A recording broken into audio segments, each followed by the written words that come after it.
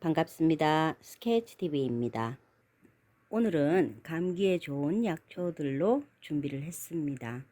동의보감을 비롯해서 본초 강목이라든가 다른 책들을 참고해서 감기와 관련된 약초들을 묶어서 영상을 만들었고요. 우선 감국부터 시작해 보겠습니다. 먼저 감국인데요. 산과 들판에 양지 바른 풀밭에 나는데 산국보다 개체수가 적어서 발견하기가 쉽지 않습니다. 이 감국은 꽃을 약재로 쓰는데요. 꽃이 필 때 꽃부분만 따서 햇볕에 말려서 그대로 사용하시면 되는데, 감국보다 흔한 산국도 같이 사용하실 수가 있습니다. 감국과 산국의 차이는 꽃 크기도 있지만 산국은 줄기가 녹색이고 흰털이 있는 반면 감국은 산국보다 꽃송이가 크면서도 줄기가 붉은색이고 해안가에서 주로 자랍니다.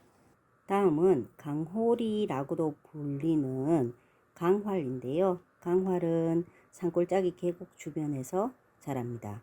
뿌리를 약재로 사용하는데 쌍금탕이나 쌍화탕의 재료이기도 한 강활은 감기뿐만 아니라 두통이나 각종 신경통, 관절염, 중풍에도 효과가 좋아서 최근에는 강활파스가 유명합니다.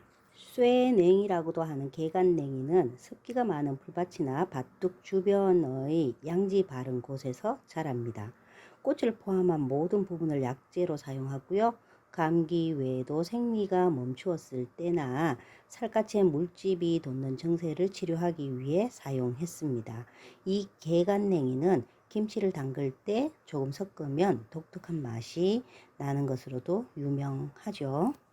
개사철쑥은 냄새가 좋지는 않지만 중부 이남 지역과 제주도의 냇가나 강가의 모래밭에서 자라는 식물입니다. 모든 부분을 약재로 쓰고요. 여름철 꽃이 필 때 채취해서 그늘에 말려서 사용합니다. 다음은 계산 꽁의 다리로 개삼지구엽초라고도 합니다. 전국적으로 분포하고 있고요.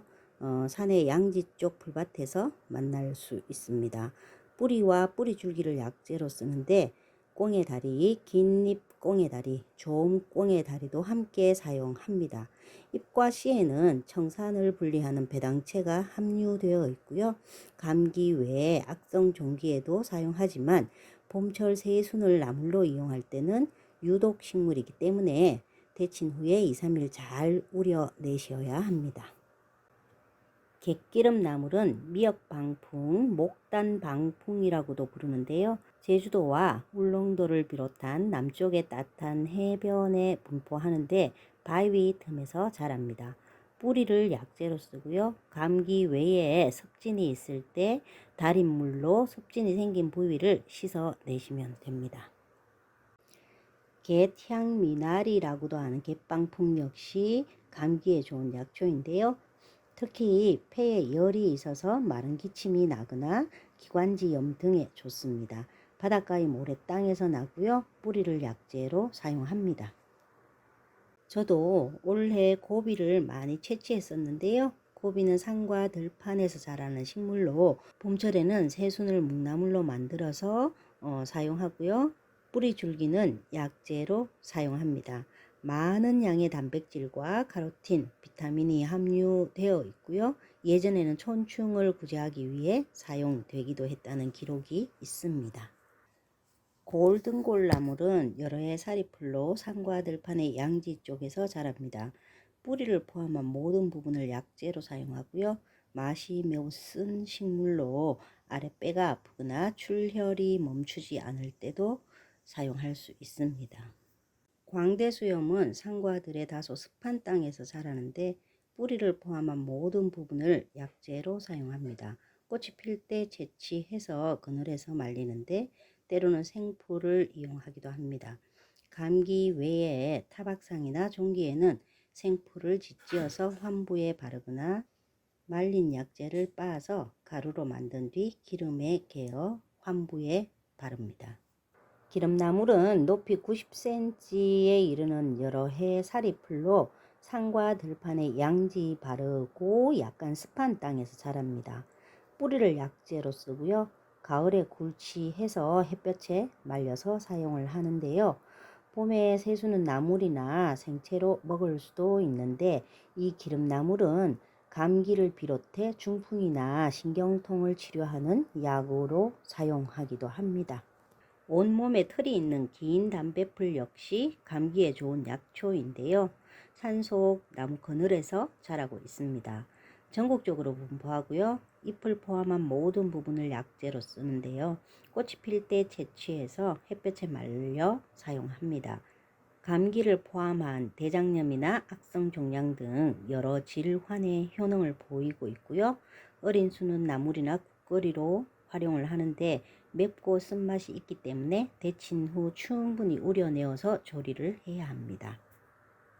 어렸을 때 많이 보았던 까마중은 양지 바른 풀밭이나 길가에서 자랍니다.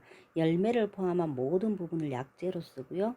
여름부터 가을 사이에 채취해서 햇볕에 말립니다. 감기 외에 만성기관지염이나 신장염, 고혈압 등의 효능을 보이는데 아주 오랫동안 복용을 하면 모발이 검어지고 건강해지는 약초이기도 합니다. 하지만 약간의 독성이 있기 때문에 어린아이들이 열매를 따먹지 않도록 주의를 해야 합니다.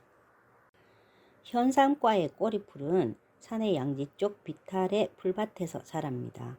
꽃을 포함한 모든 부분을 약초로 사용하고요. 꽃이 피고 있을 때 채취해서 햇볕에 말립니다.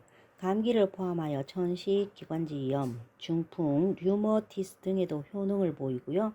안면신경 마비에도 좋은 약초로 알려져 있습니다. 섬승마로도 부르는 나물승마는 제주도에서만 자라는 식물입니다.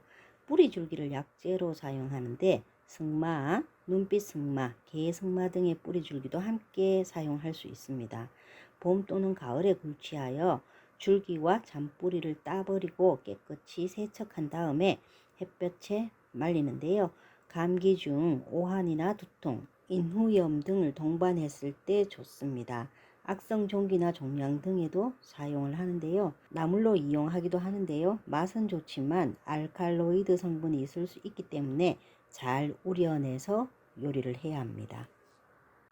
식물 스스로의 뿌리만 가지고는 살 수가 없어서 다른 풀에 기생하면서 살아가는 나도송이풀은 전국 각지의 산 양지 쪽 풀밭이나 약간 그늘진 자리에서 자랍니다. 꽃을 포함한 모든 부분을 약재로 사용하고요. 꽃이 피고 있을 때 채취해서 햇볕에 말립니다.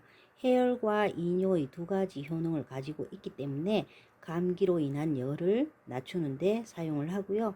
감기 외에 콧 속 염증에도 효능을 보이는 약초로 기록되어 있습니다.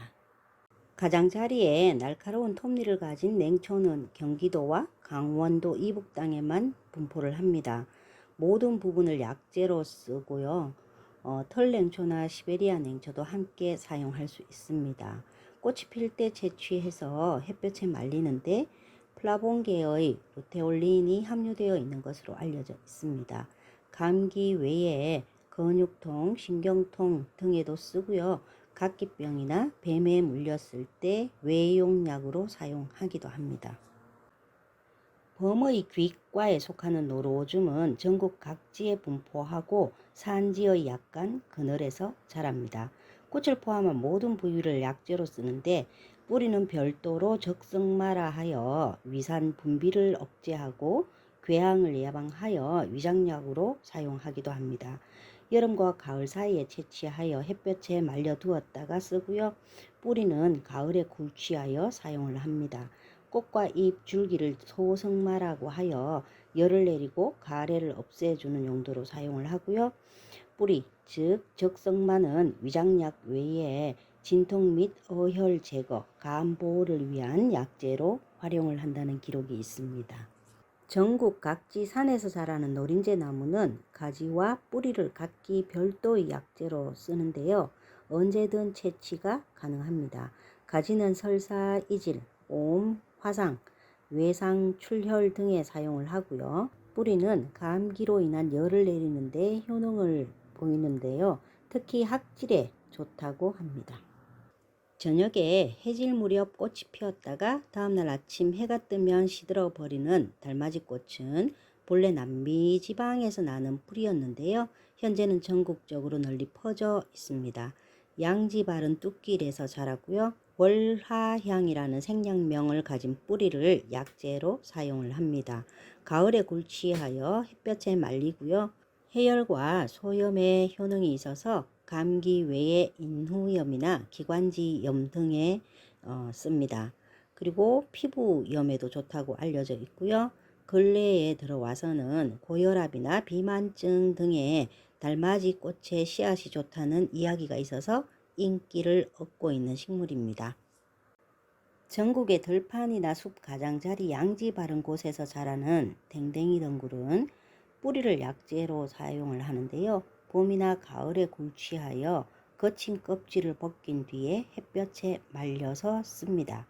해열, 진통, 이뇨와 혈압을 낮추는 데 약효를 보이고요. 감기 외에 관절염, 신경통, 류머티스, 방광염, 고혈압, 변비와 함께 소변이 잘 나오지 않는 증상에도 사용을 합니다. 금전초, 긴병꽃풀이라고도 부르는 덩굴 광대수염은 산지의 습한 양지에서 자랍니다. 잎, 줄기, 뿌리 등 모든 부분을 약재로 사용을 하고요. 꽃이 피고 있을 때 채취하여 그늘에서 말립니다. 감기를 포함한 폐렴, 신장염, 각혈, 당뇨병 등의 약효를 보이고요. 프랑스에서는 강장약으로 기재되어 있기도 합니다. 다만 당뇨병에는 장기 복용을 해야 하고요. 특히 피부 미용을 포함해서 요즘에는 각종 결석에 아주 좋은 약초로 밝혀져서 농가에서는 재배를 하기도 합니다. 들판에 나가면 옷에 잘 달라붙는 도깨비 바늘은 전국 각지에 분포합니다. 꽃을 포함한 줄기와 잎을 약재로 쓰고요. 감기 외에 학질, 황달, 간염, 신장염, 위통, 설사, 장염, 맹장염, 당뇨병, 인후염, 기관지염과 함께 소변 배출이 어려운 경우에도 사용을 합니다. 또한 타박상과 뱀이나 벌레에 물렸을 때 생풀을 짓지어서 발라두기도 하고요. 봄에는 어린 순을 따다가 나물로 먹기도 합니다. 하지만 쓴맛이 강하므로 데쳐서 찬물에 오래 우렸다가 조리를 해야 합니다. 식물의 종류가 너무 많아서 오늘은 여기까지 하고요. 다음 영상에서 이어가겠습니다. 감사합니다. 스케치TV였습니다.